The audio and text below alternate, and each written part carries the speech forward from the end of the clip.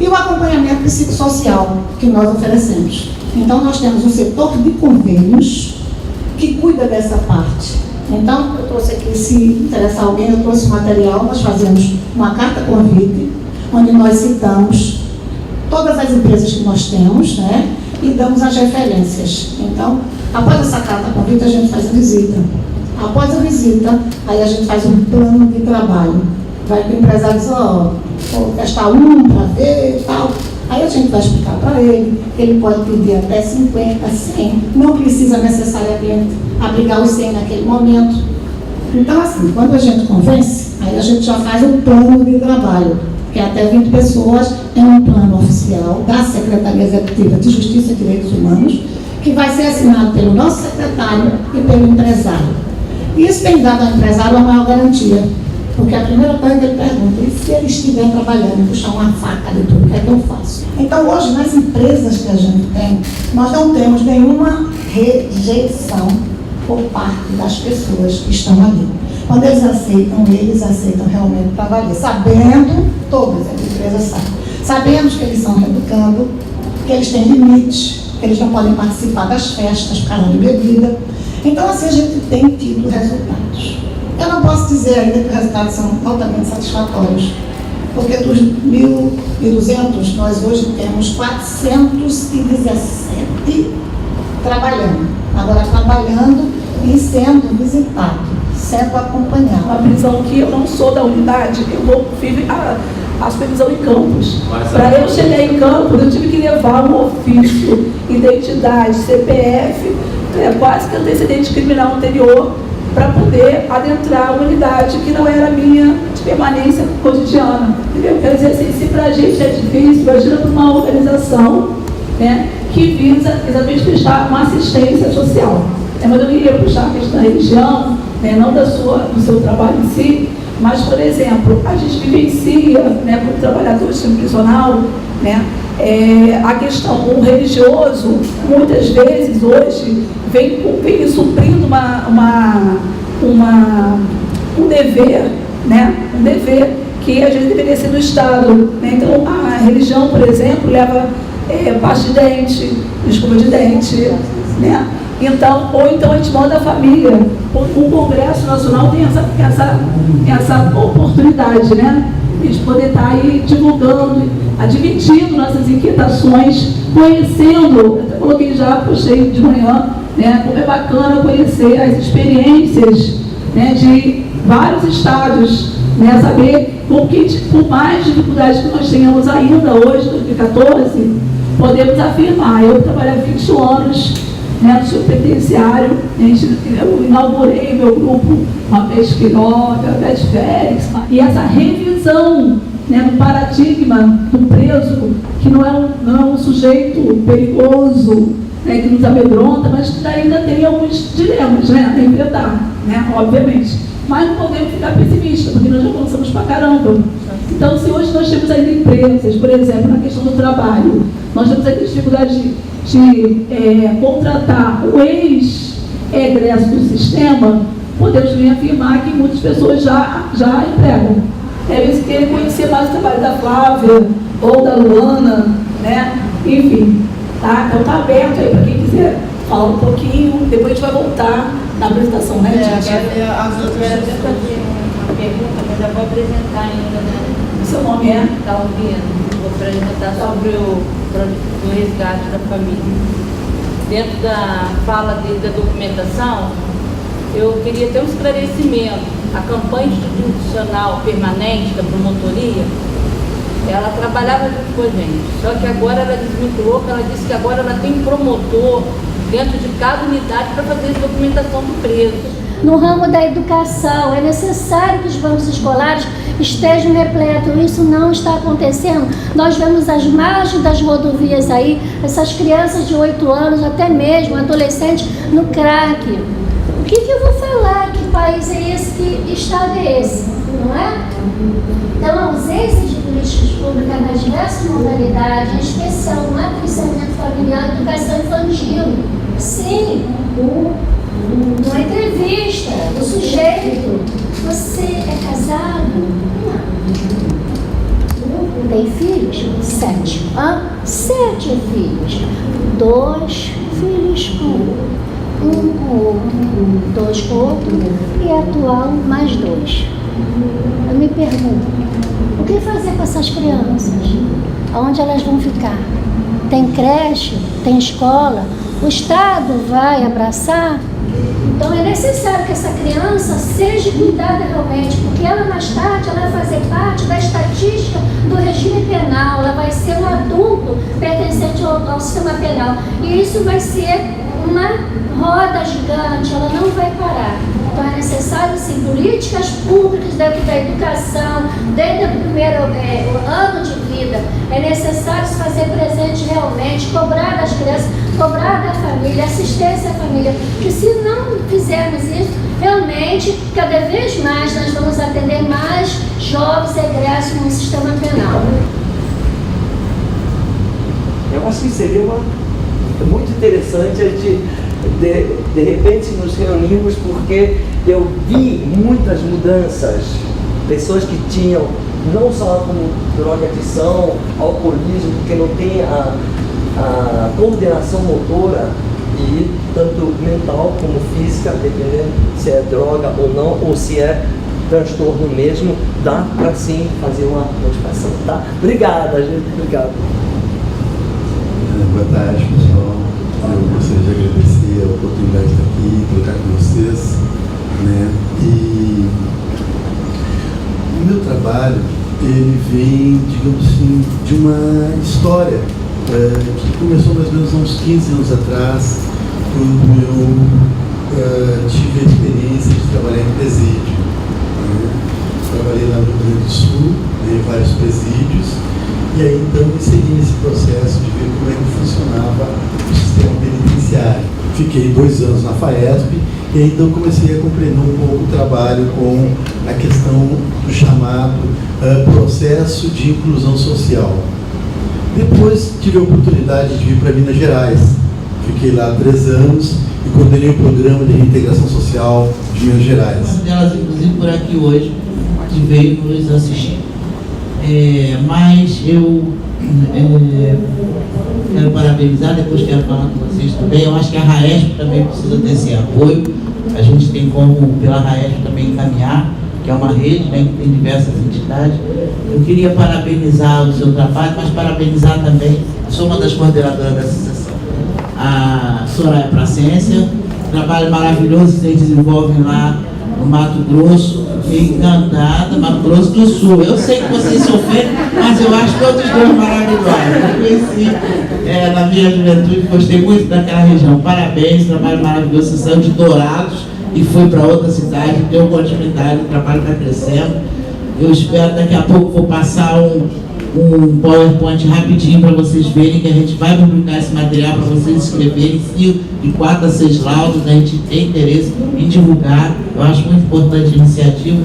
Parabéns também, Zuleide. Eu sei que você tem um trabalho maravilhoso lá em Pernambuco, que é recente, conversou com o nosso governador que morreu recentemente, Eduardo Campos, nesse trabalho do ano passado, já teve um desenvolvimento maravilhoso. Vocês, assim, no ano passado, quando a gente fez contato, estava organizando um congresso, ficou muito interessado.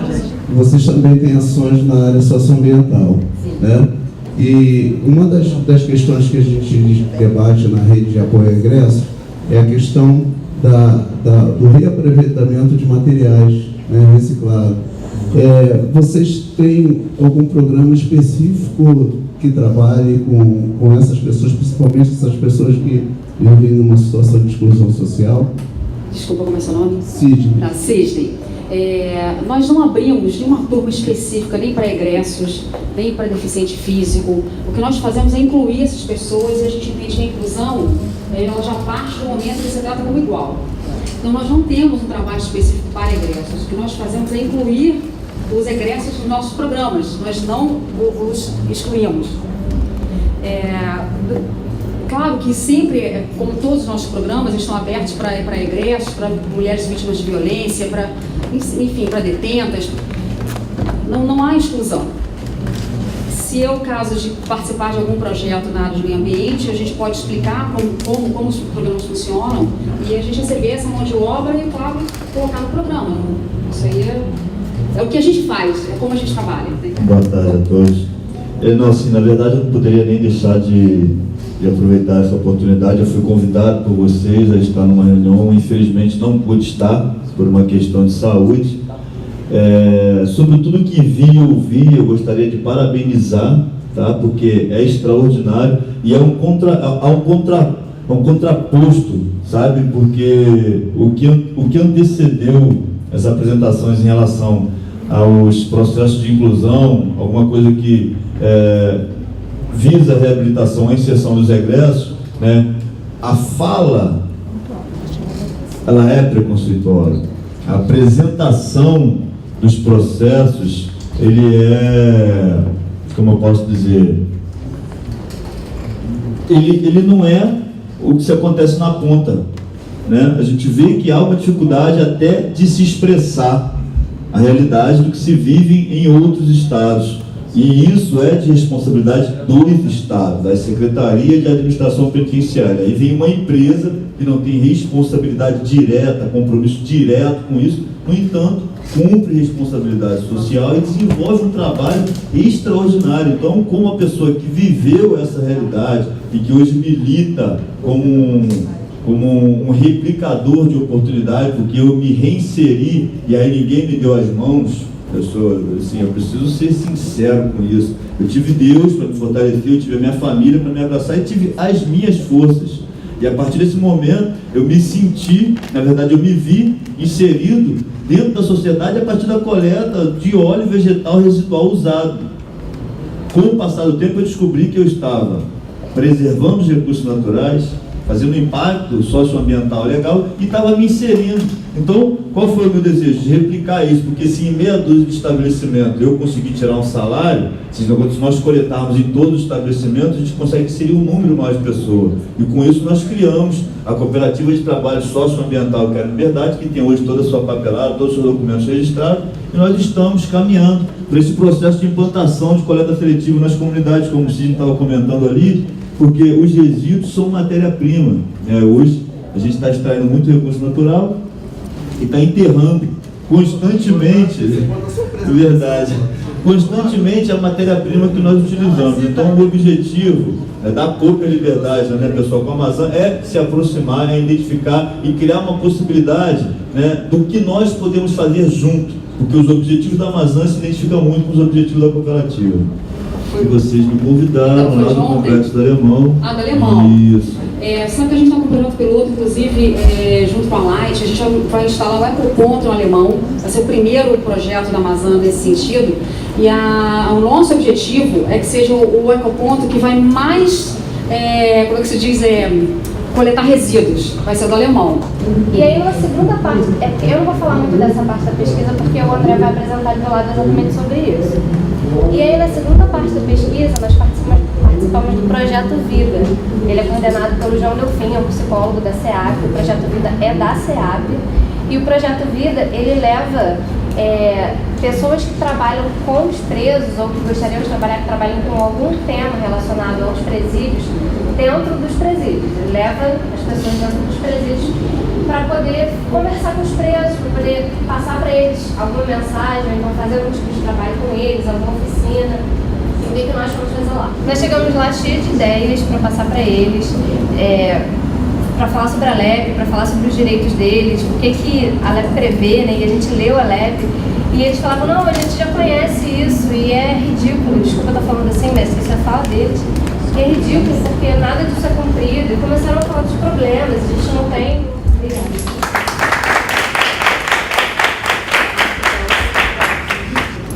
E aí tinha um outro grande problema, o trânsito, né? Porque quem estava lá, a Zona Leste era onde estava acontecendo a Copa do Mundo, né? E tudo se parou, se fechou avenidas por conta da questão de lá. E aí traz de novo atraso. Então essas são as demandas que acontecem foram as dificuldades que foram acontecendo.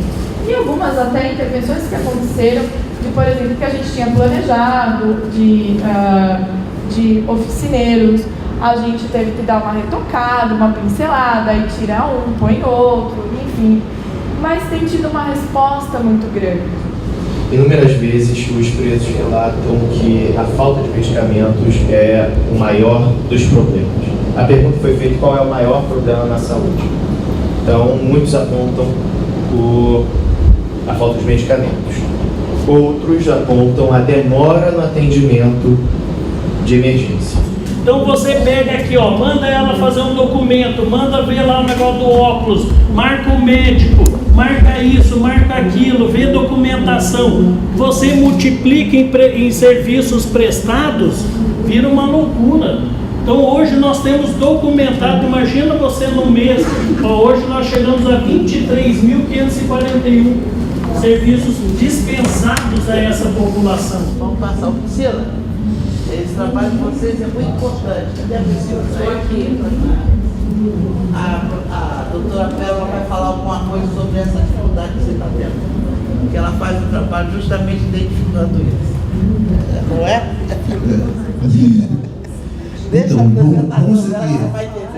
Então vamos seguir aqui a nossa ordem de... Agora é uma pergunta, né? Responsabilidade social e reintegração. O André Felipe, da Universidade Federal Fluminense, vai apresentar-se. Eu sou da UF, Universidade Federal Fluminense, e essa pesquisa ela começou há 2 anos, na verdade, sobre a supervisão da professora Silvia de Carvalho e outras 2 parceiras de equipe, a Natália e a Gisela. O recorte que vai ser apresentado aqui hoje foi o recorte do 2º semestre do ano passado até agora, onde nós começamos a pesquisar ONGs que visam receber ingresso no sistema penal, ou aqueles que ainda estão em regime semiaberto ou regime aberto, ou liberdade condicional. A pesquisa chama Sistema Prisional, Reintegração Social e Produção de Subjetividade. Então, ela adquiriu vários aspectos, mas o recorte apresentado vai ser essa parte relacionada ao trabalho. Nós passamos por várias ONGs, algumas que foram apresentadas hoje, inclusive o AfroReg, o CISC. Nós temos um problema de mobilidade para encontrar com o Robson, que vai apresentar o trabalho dele depois da gente.